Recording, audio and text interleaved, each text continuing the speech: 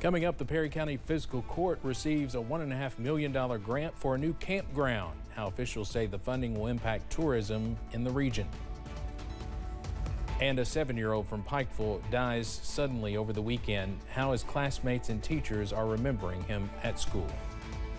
Plus, warm weather looks to continue as we head into tomorrow, but some bigger changes are on the way as well. I'll break those down ahead as Mountain News at 6 starts now. Dedicated to Eastern and Southern Kentucky, this is WYMT Mountain News at 6. The Perry County Fiscal Court received a more than $1 million award last week for a new campground and trailhead for ATV riders. It was first announced at the SOAR Summit in Pikeville. WYMT's Dakota Maker has checked in with county leaders to see how that money will impact not only Perry County, but the region as a whole. The Perry County Fiscal Court was awarded a $1.5 million grant from the Appalachian Regional Commission Partnerships for Opportunity and Workforce and Economic Revitalization Fund. It is to help build the Rowdy Trailhead and Campground project. We're wanting to get into tourism.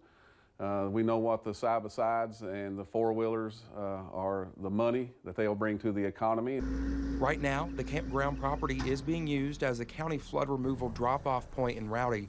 But once the campground is complete, it will house 30 RV sites with water, sewer, and electrical hookups, among other amenities. This will allow us to get tied into the trail system that's already in place for 75 miles. And through an 8-mile joining trail, we'll be hooked into 75 miles of trails. The trail system passes through Breathitt, Floyd, Knott, and Magoffin counties.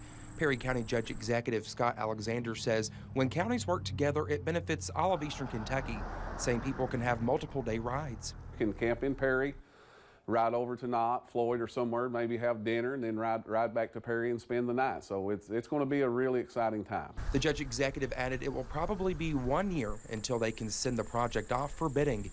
In Perry County, Dakota Makris, WYMT Mountain News.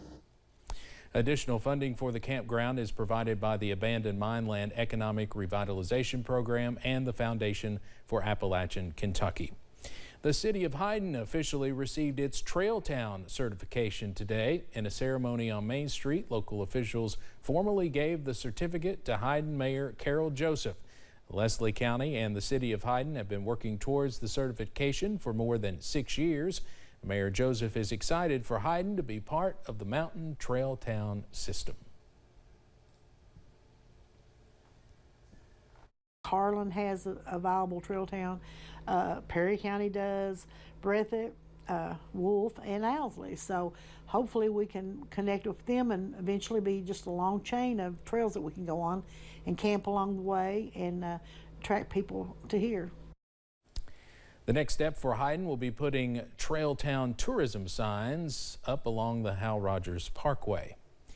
The FEMA deadline is quickly approaching. The final day to apply for FEMA aid is this Friday, October 28th.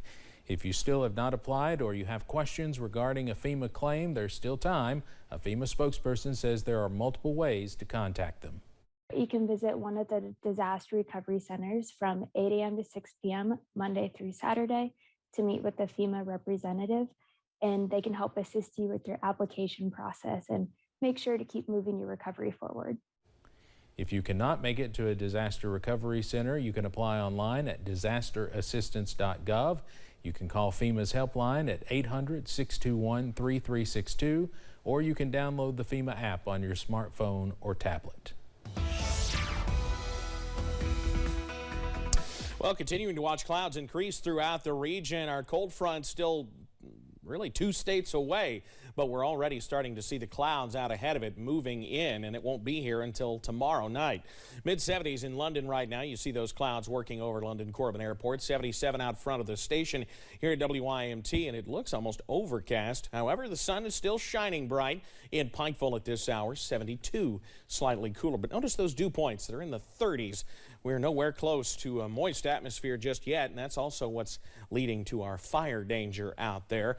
Temperatures remain in the 70s at this hour. Above average temperatures, southerly breezes upwards of 10 to 15 miles per hour at times, and the potential for some very dry ground equals the potential for forest fires. We'll talk about that in just a second. You see the clouds continuing to move in, so we do need this rain. We just need a little bit more than it looks like we're going to see.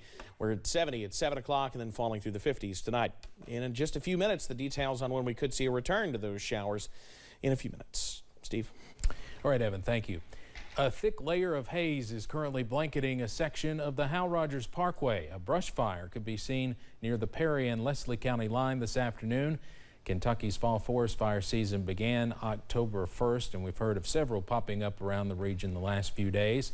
Now, during this time, outdoor burning is banned between the hours of 6 a.m. and 6 p.m. if you're within 150 feet of any dry woodland, brush, or fields that could catch on fire. And some counties have issued total burning bans right now due to the dry weather we've had.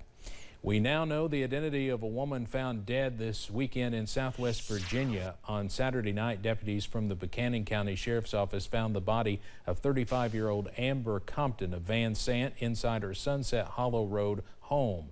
Police say she had been shot several times. We are told she was 7 months pregnant when she died. During the investigation, deputies were able to gather enough information to lead them to the suspect in the case, 38-year-old Dustin Owens, who you see there, also from Van Sant. Police say Owens was Compton's boyfriend. The Wayne County, Kentucky coroner says a death investigation is underway after a body was found in a burned-out camper. The camper was located in the Merle community. The body is that of 69-year-old Jackie Hughes of Monticello. The coroner said it's being investigated as an accidental death and no foul play is suspected.